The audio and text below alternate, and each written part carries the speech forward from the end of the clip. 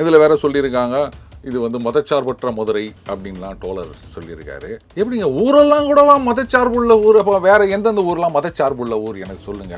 மதுரையை வந்து மதச்சார்பற்ற மதுரைன்னு சொல்லியிருக்காரு. அப்போ திருச்சி எப்படி, சென்னை எப்படி, திருச்செந்தூர் எப்படி, இதெல்லாம் மதச்சார்பற்ற ஊரா, இல்லை வந்து மதச்சார்புள்ள ஊரா, இல்லை மதச்சார்புள்ள ஊர் ஏதாவது இருக்கா? இப்படி விலாவாரியாக சொன்னார்னா நல்லா இருக்கும்னு நினைக்கிறேன். ஊருக்கெல்லாம் இப்படி சொல்லி நிற்கிறாரு. அப்போ அரசாங்கம் வந்து ஒரு முத்தமிழ் முருகன் விழா நடத்தும் போது அப்போ போய் ஏங்க நீங்கள் மதச்சார்பற்ற அரசு, இது மதச்சார்பற்ற நாடு அப்படின்னு ஏதாவது கேட்டாரா? கேட்டால் நோட்டு சீட்டு ஓட்டு கொடுக்க மாட்டாங்கன்னு பயமா? இது இந்த முருகன் மாநாடு அப்படின்றது மட்டும் இல்லைங்க. பொதுவாகவே ஆளுங்கட்சியில் இருக்கவங்க என்ன பண்ணுவாங்க, எதிர்கட்சியை சார்ந்தவர்கள் ஒரு மாநாடு, பேரணி, பொதுக்கூட்டம் அப்படின்னா அதுக்கு எப்படியெல்லாம் தடை போடலாம் அப்படின்னு பார்ப்பாங்க. அந்த வெற்றியை தடுப்பதற்காக, எங்களது சக்தியை வந்து மக்கள் பார்வையிலிருந்து திசை திருப்புவதற்காக ஆளுங்கட்சி இந்த மாதிரியான சட்டவிரோத அராஜக போக்கை கடைபிடிக்கின்றது அப்படின்னு சொல்லியிருப்பாங்க. உண்டா இல்லையா? ஆனா அப்பவும் இதை தான் சொன்னாங்க, பாஜக வந்துரும், பாஜக வந்துரும். இப்படி சொல்லி தான் இந்த குழந்தைய வந்து 4 கண்ணை வந்து உன குச்சிட்டு போயிடுவான் அப்படின்னு சோறு ஊட்டுற மாதிரி தான் இங்க எல்லாரும் சொல்லிட்டு இருந்தாங்க. இந்த பாஜக வந்துரும் அப்படின்றத சொல்லிக்கின்னு எத்தனை காலம் இந்த அடக்குமுறையெல்லாம் நீங்க ஏத்துன்னு இருக்க போறீங்க? கூட்டணி தர்மம் அப்படின்னு சொன்னா அப்போ கட்சி வளர வேணாமா? முதல்ல இங்க உள்ளுக்குள்ள ஒரு மந்திரி பதவி கேளுங்க, அதுக்கப்புறமா பிரதமர் பதவிக்கு போகலாம். அது பிரதமர் பதவி அப்படின்னு சொல்லிட்டா அது வந்து நேஷனல் லெவல் ஆயிடும். இங்க இருக்கிற கட்சியை குறை சொல்ல முடியாது இல்லையா? அந்த மதுவிலக்குக்கு என்ன சொல்லிட்டாரு, தேசிய அளவில் கொள்கை வகுக்க வேண்டும் மத்திய அரசாங்கம் அப்படின்னு சொல்லிட்டாருங்க திருமா அவர்கள். அப்புறம் வந்து இந்த மதுவிலக்குல மட்டும் மத்திய அரசாங்கம் டிசைட் பண்ணணும் அப்படின்னா, ஏங்க படிக்கிறதுக்கு மத்திய அரசாங்கம் டிசைட் பண்ணக்கூடாது, குடிக்கிறதுக்கு மட்டும் மத்திய அரசாங்கம் டிசைட் பண்ணணுமா? என்னங்க லாஜிக் இது?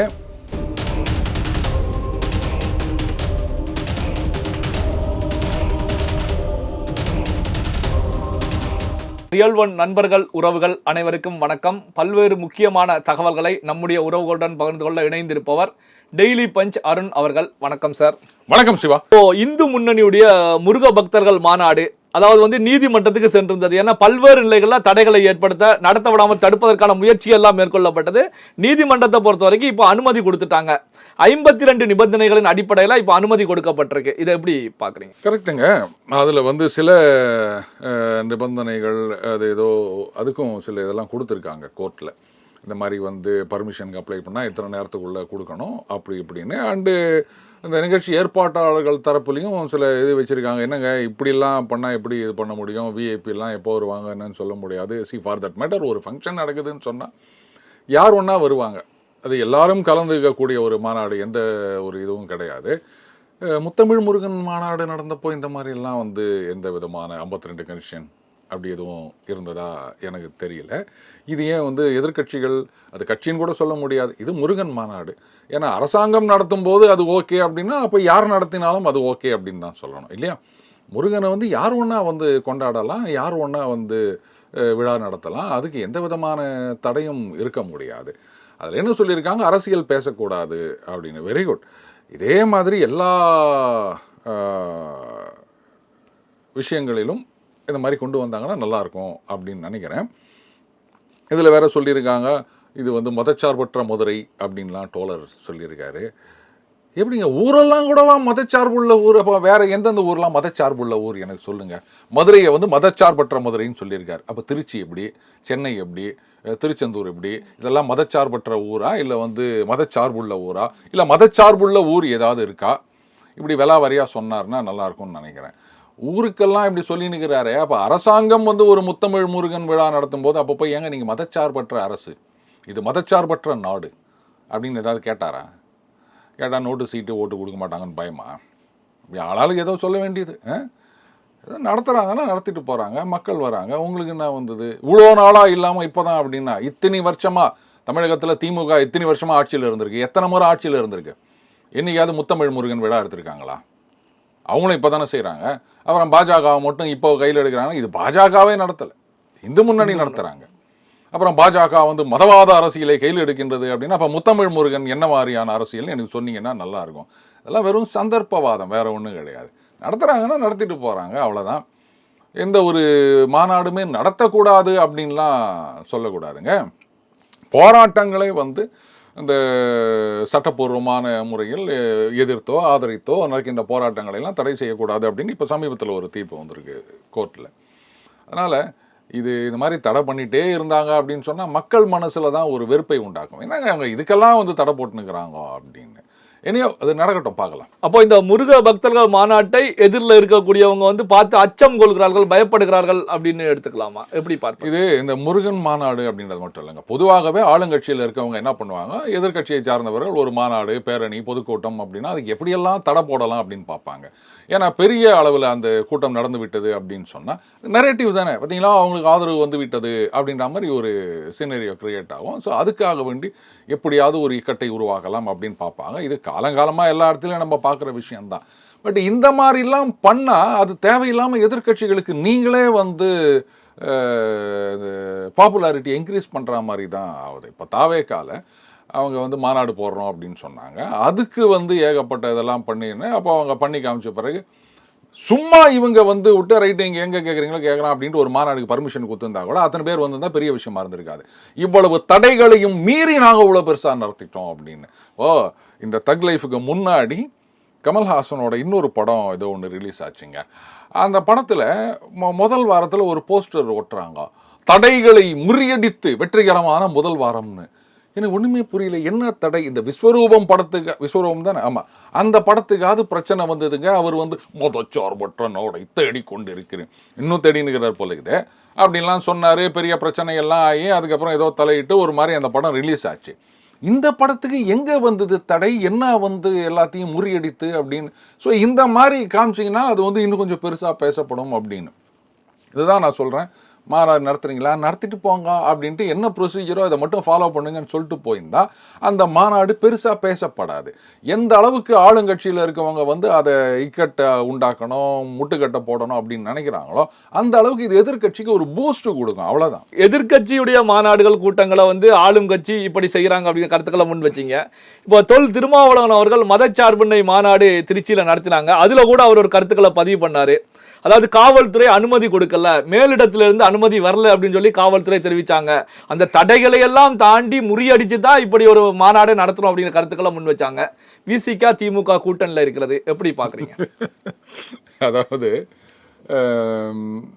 இதே எதிர்கட்சிகள்னு வச்சுக்கோங்களேன். இப்போ விசிக எதிர்கட்சியாக இருந்ததுன்னா அவங்க என்ன சொல்லியிருப்பாங்க பாருங்க, எங்களது அந்த வெற்றியை தடுப்பதற்காக, எங்களது சக்தியை வந்து மக்கள் பார்வையிலிருந்து திசை திருப்புவதற்காக ஆளுங்கட்சி இந்த மாதிரியான சட்டவிரோத அராஜக போக்கை கடைபிடிக்கின்றது அப்படின்னு சொல்லியிருப்பாங்க. உண்டா இல்லையா? இப்போ கூட்டணியில் இருக்கோம் அப்படின்றதுனால அரசு அப்படின்ற வார்த்தை தப்பி தவறி வந்துடக்கூடாது. காவல்துறை, மேலிடம், அவ்வளோதான். அதுக்கப்புறம் அந்த கொடிக்கம்பம் நட அனுமதி இல்லை அப்படின்னா கலெக்டரு இல்லை வந்து ரெவென்யூ டிபார்ட்மெண்ட் அவங்க மேலே பழிய போடணும். கொடிக்கம்பத்தை பிடுங்கிட்டாங்கோ அப்படின்னு சொன்னால் அப்போ காவல்துறையோ இல்லை வந்து அந்த வருவாய்த்துறை அதிகாரிகளோ அவங்க தலையில் பழி போடணும். தப்பி தவறி கூட அரசு அப்படின்னு சொல்லக்கூடாது. ஏன்னா நம்ம கூட்டணியில் இருக்கோம், இதுதான் கூட்டணி தர்மம். வேற சொல்றாரு, ரொம்ப ஆண்டுகளாகவே இந்த மாதிரியான தடைகள் அடக்குமுறைகள்லாம் இருந்திருக்கின்றன, இதையெல்லாம் மீறிதான் நாம கட்சி நடத்தி கொண்டு வந்திருக்கின்றோம் அப்படின்னு சொல்லிட்டு, சரி இவ்வளோ வருஷமா அந்த தடைகள் அடக்குமுறைகள் இருக்கு அப்படின்னு சொன்னா அதெல்லாம் போட்டது யாரு?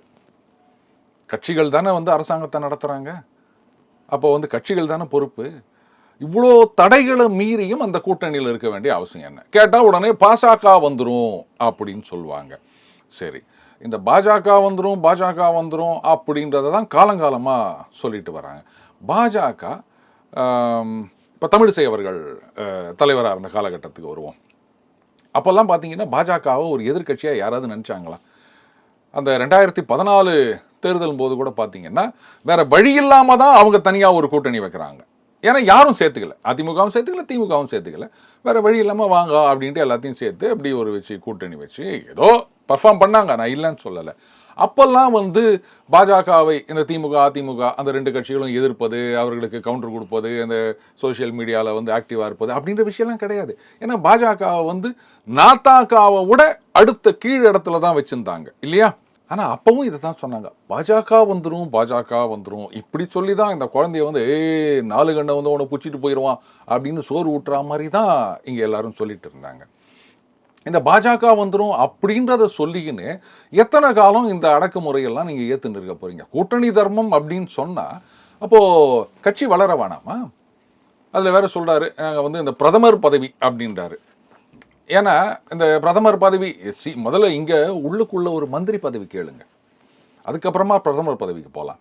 அது பிரதமர் பதவி அப்படின்னு சொல்லிட்டா அது வந்து நேஷனல் லெவல் ஆகிடும், இங்கே இருக்கிற கட்சியை குறை சொல்ல முடியாது இல்லையா? இப்போ அந்த மதுவிலக்குக்கு என்ன சொல்லிட்டாரு, தேசிய அளவில் கொள்கை வகுக்க வேண்டும் மத்திய அரசாங்கம் அப்படின்னு சொல்லிட்டாருங்க திருமா அவர்கள். ஏன்னா அவங்க மேலே இந்த ரெஸ்பான்சிபிலிட்டியை போட்டிங்கன்னு சொன்னால் அப்போ யாரும் இங்கே வந்து மாநில அரசை கேள்வி கேட்க முடியாதுல்ல. அப்போ நான் கேட்குறேன், மாநில சுயாட்சின்னு ஒரு பக்கம் பேசுகிறீங்க, மத்திய அரசு எல்லாவற்றையும் வந்து டிசைட் பண்ணணும்னு நினச்சா அது சரி வராதுன்னு சொல்கிறீங்க. அப்புறம் வந்து இந்த மதுவிலக்கில் மட்டும் மத்திய அரசாங்கம் டிசைட் பண்ணணும் அப்படின்னா, ஏங்க படிக்கிறதுக்கு மத்திய அரசாங்கம் டிசைட் பண்ணக்கூடாது, குடிக்கிறதுக்கு மட்டும் மத்திய அரசாங்கம் டிசைட் பண்ணணுமா? என்னங்க லாஜிக் இது? எதெல்லாம் வருதோ அதெல்லாம் மத்திய அரசாங்கத்துக்கிட்ட, இங்கே வந்து பிரச்சனை வரக்கூடாது அப்படின்றதுக்காக. சரி, நான் கேட்குறேன், இவ்வளோ அடக்குமுறைகள் இருக்குது, குடிக்கம்பத்தை பிடுங்குறாங்க, நடுறதுக்கு விட மாட்டேங்கிறாங்க, இது பேரணிக்கு இது பண்ண மாட்டேன்றாங்க அப்படிலாம் சொல்கிறீங்கல்ல, கூட்டணி கட்சி தானே ஏங்க, நாங்கள் கூட்டணியில் இருக்கோம், இதெல்லாம் கூட்டணிக்கு ஒற்றுமை சேர்க்கக்கூடிய விஷயம் தானே, எதுக்காக இந்த மாதிரிலாம் தடையெல்லாம் அப்படின்னு கேட்க வேண்டியது தானே? இது வரைக்கும் கேட்ட மாதிரி தெரியலையே. மந்திரி பதவி வேணாம், ஆனால் எம்பி பதவி மட்டும் வேணுமா? என்னங்க இது? எம்பி பதவி, எம்எல்ஏ பதவி இதெல்லாம் கேட்குறீங்க, சீட்டு வேணும் அப்படின்னு கேட்குறீங்க, ஒரே ஒரு மந்திரி பதவி கொடுங்க அப்படின்னு கேட்டால் என்ன கொடுக்க மாட்டாரா? ஏன் கேட்க மாட்டேங்கிறீங்க? கொடுக்கக்கூடாதுன்னு ஏதாவது சட்டமா எனக்கு சொல்லுங்க. கூட்டணி கட்சி கொடுக்கறதுல என்ன தப்பு? அதுலேயும் வந்து ஒரு ஒடுக்கப்பட்ட சமுதாயத்தை சார்ந்த ஒருத்தருக்கு, ஏங்க நீங்கள் வந்து இவருக்கு வந்து போலீஸ் மந்திரி கொடுங்க, ஃபினான்ஸ் மினிஸ்டர் கொடுங்க. சரி, எங்கள் கட்சியிலேருந்து வேணாம், உங்கள் கட்சியிலேருந்தாவது இந்த மாதிரி வந்து ஒடுக்கப்பட்ட சமுதாயத்தை சார்ந்தவர் ஒருத்தர் ஃபினான்ஸ் மினிஸ்டர் ஆக்குங்கோ, ஐடி மினிஸ்டர் ஆக்குங்கோ, கேட்கலாம்ல. அதை கூட கோரிக்கை வைக்காம ஏன் இது மாதிரி ஆக்கினா என்ன பாஜக உள்ள வந்துட போதா? இல்லையே, அது கூட்டணி வேற, சீட்டு கணக்கு வேற. இந்த மாதிரி மந்திரி பதவி, இந்த மாதிரி முக்கியமான மந்திரி பதவி, நம்ம டெல்லியில் போயிட்டு முக்கியமான போர்ட்ஃபோலியோ வாங்கிட்டு வரோம்ல, அந்த மாதிரி இங்கே வந்து ஒரு முக்கியமான மந்திரி பதவியை ஒடுக்கப்பட்ட சமுதாயத்தை சார்ந்தவர் ஒருத்தர் கொடுங்க, ஒரு டெப்டி சிஎம் கொடுங்க. எங்கள் கட்சிக்கு வேணாம், மறுபடியும் சொல்கிறேன், உங்கள் கட்சியை சார்ந்தவர் ஒருத்தருக்கு இந்த மாதிரி கொடுங்க அப்படின்னு பகிங்கரமாக ஒரு கோரிக்கை வைக்கிறதுக்காவது அவர் முன் வருவாரா? அதுக்கப்புறம் தடை, அதை உடைன்னு வேற சொல்றாரு. ஆனா அப்புறம் இத்தனை வருஷமா தடை அப்படின்னு சொன்னா இதெல்லாம் என்ன மற்றவங்களுக்கு தான் அட்வைஸா, நமக்கு கிடையாதா? பல்வேறு முக்கியமான தகவல்கள், செய்திகளை நம்முடைய உறவுகளுடன் பகிர்ந்து கொண்டதற்கு நன்றி சார். நன்றி சிவா.